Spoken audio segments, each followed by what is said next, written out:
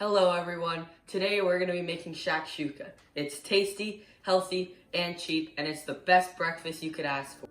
I'm Toby, I'm Eric, and let's get started. The first and arguably most important step of making a great shakshuka is the sauce. Let's do that now. We're going to cut off the ends of this bread. That's going to go in the sauce and just make it a little bit more thick and give it a little bit extra flavor and starchiness. And now into the blender jar, we're gonna add our 2 end pieces of bread, roasted red peppers, and our whole tomatoes. Now, let's blend it up.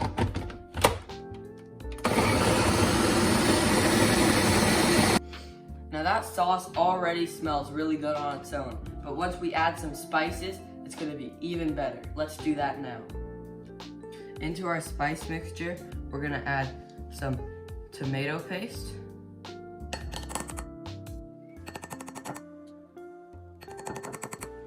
coriander,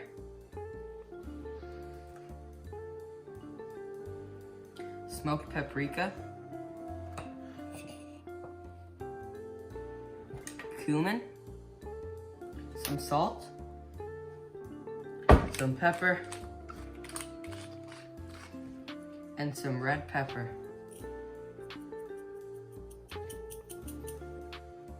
And some garlic. We're gonna chop 1 onion.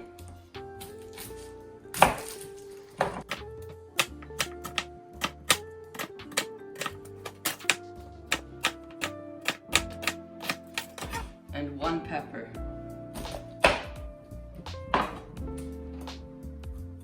And you can just cut this into thin strips.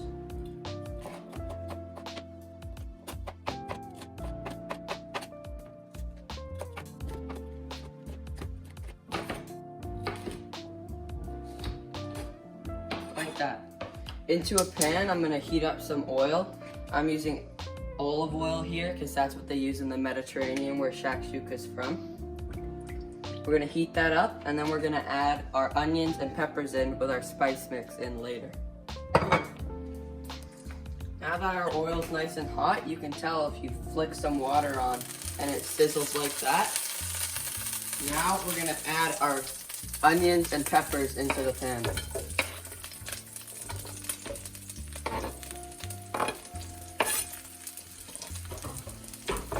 Immediately, you wanna hit those with a little bit of salt just to bring out the flavors in the onions and peppers, and then just give those a stir until they become softened.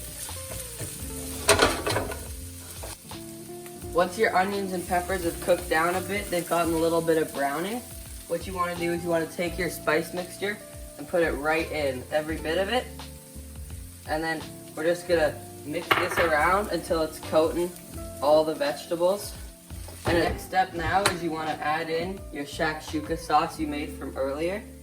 It just goes straight in there. It'll sizzle a bit. Let's just take the lid off here, shall we? Pour that straight into your pan. Give it a mix. That's already almost coming together. Once your shakshuka is simmering like this, you see all those little bubbles popping up, you want to turn down the heat and cook for 15 minutes so it gets thickened. Once your shakshuka has been cooking for a little while and it leaves a trail when you drag it through it, that's how you know it's thick enough. So we're actually going to turn the heat off, so now we can add in our eggs. So I'm actually going to crack the egg into this little bowl here, just to make sure we don't get any unwanted shells going into our shakshuka. And we're gonna take this, we're gonna dig a little well for the egg to go in, and then kind of drop it in there, and then spoon some sauce over the edges. So it's gonna get poached in there as we cook it more, which is neat. Now that we've got all our eggs cracked in here and nestled in our sauce, we're gonna bring the heat back on, put it up to medium, and wait for the sauce to start bubbling around the eggs again. And then we're gonna put a lid on it and let it cook for a little while. Now that you can see little bubbles coming up around the eggs, we want to put a lid on it and cook it for 3 to 4 minutes. Now that some of our eggs are like filming over with white, we're gonna put it back on, cook for around 2 more minutes. First, we're gonna crack some pepper on top.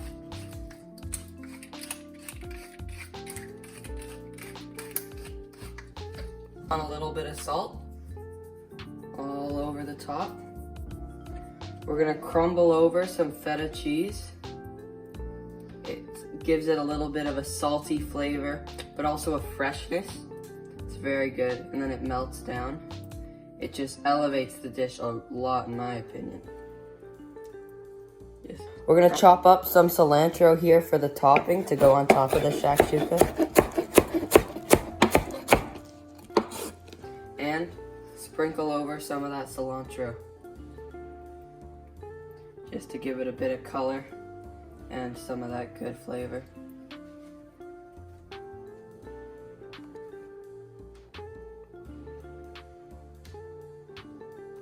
I personally find shakshuka served best with a piece of bread on the side, a nice French bread or focaccia,